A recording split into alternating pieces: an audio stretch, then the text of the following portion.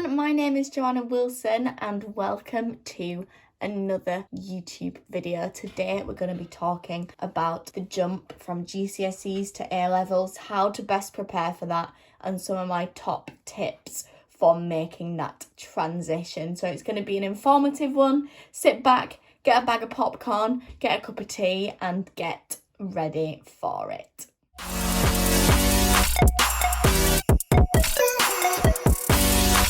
Just work tutoring. In my opinion, the first thing about the jump from GCSE to A-levels is choosing your subjects and ensuring that you are choosing the right subjects is so important. Now, if you've watched my content for a while, you know that I have two simple things for choosing the correct subjects, and that is a balance between what you enjoy and what you are good at. Now, you need to think about these two questions. Fingers crossed, there'll be overlaps between those two things, and a balance between the two is going to be killer for you doing the subjects that you are going to succeed the most at. So do you enjoy them? And are you achieving good grades in them currently in your GCSEs? And if the answer to both of those is yes, then I think it would be a suitable subject for A-level. Also, think about speaking to some of your A-level teachers and people in the year above you to offer you some advice about what the A-levels are like prior. If you want to know anything about biology, chemistry and maths A-levels, then I can definitely tell you about those, so feel free to comment on this video if you'd like a bit of a lowdown on that.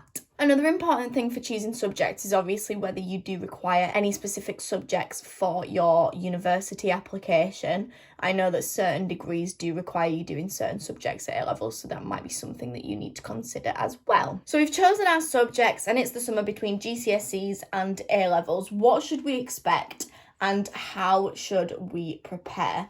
So the first and pretty obvious thing to expect is that when you're doing your GCSEs, you're obviously doing a lot of subjects. You're spreading yourself quite thin between many subjects and many exams for those different subjects. When it comes to A-level, you're only going to be doing 3 or 4, and that means that you're going to be spending a lot more time on less subjects.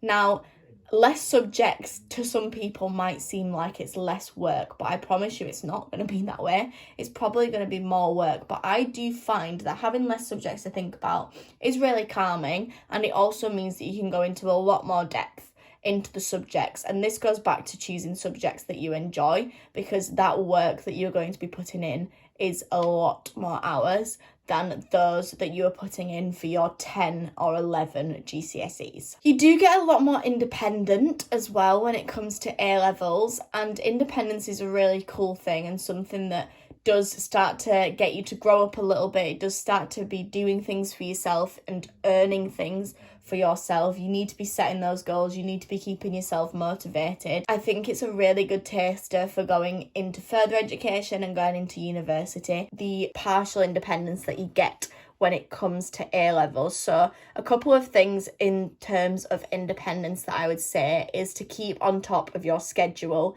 at all times and keep on top of your workload. That is down to you, and you're not going to get your hand held as much as you did when you were doing your GCSEs or in lower school. Another thing is take it upon yourself to put in that work and take it upon yourself to use the resources that you have available to you, your teachers, your textbooks, your fellow classmates, things online.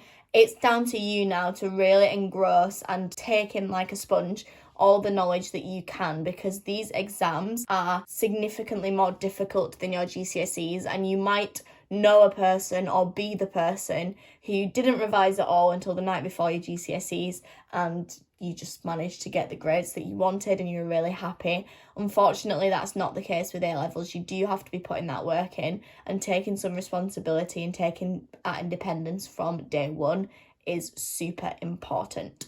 So we've spoke about choosing new subjects, we've spoke about less subjects in more depth, and we've spoken about that independence when it comes to doing those A-levels. I ultimately think during A-levels, you do get out what you put in. So the people who work really hard, it shows in their grades, it shows in their exam marks, and the people that might not work as hard as they should do get a bit of a shock at the end of that first year when they do their mocks. My last point before we talk about what you're going to need is free periods. Now, this is probably the first time you've ever had free periods in your academic career, and it's so easy to want to chill with your friends, to want to mess about, to want to play a game of cards, to want to chat, to want to go out into the town, whatever.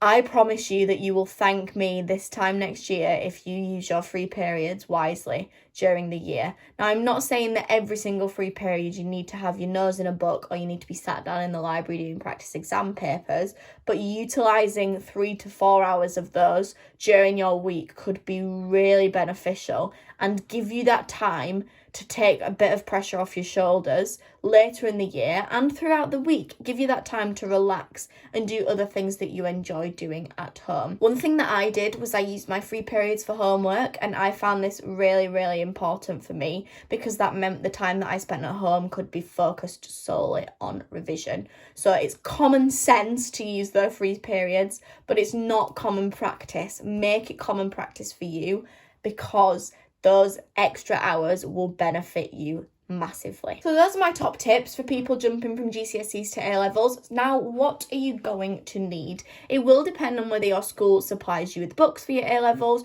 but I like to organise all my A-levels into folders, which meant that I got ring binders and I also got tons and tons of refill paper to write my notes on. Depending on what subjects you are studying, you may need a scientific calculator and just stationery that you're happy to use. If you love colourful notes, then by all means get colours. If you're just a kind of black pen on paper person, then that's absolutely fine as well. But just get prepared, get organised for that first year to be ready to go at it. Another thing that's super important for your A-levels is a planner. Now, this one, I'm obviously a little bit biased, is awesome for anyone who's doing A-levels. It's the Just Work academic planner and it's currently 40% off and will be linked down in the description box. But anything where you can get things that are due in, things that you need to be doing, organise your time on paper. It can also be done on a computer if that's the way you work. However, you just need some sort of organisation method for the next 2 years. The final thing is just having access to maybe textbooks from school, having access to things on the internet,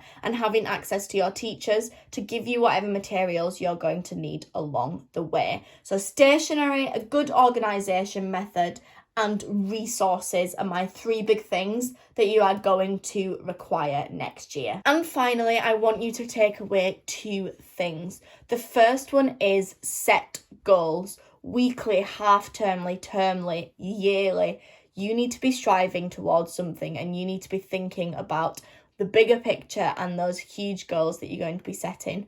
Working towards those goals every week is going to keep you motivated and it's going to keep you satisfied and happy with what you are doing. Also, start early. It can seem quite overwhelming when the workload increases and the work becomes harder, but the earlier you start, the more you get that understanding in those subjects, in those topics, the more pressure you will relieve from yourself when it comes to crunch time. A-levels are brilliant. You're going to love them, and it's so nice to be doing more subjects in depth that you actually are interested in and are looking to pursue further in education. So enjoy it, go at it wholeheartedly and wholeheadedly, if that's even a word, but go for it. You can do this. You can be the best student and best version of yourself over the next 2 years. Thank you so much for watching this video on the jump from GCSEs to A-level. I hope you can take something away from it.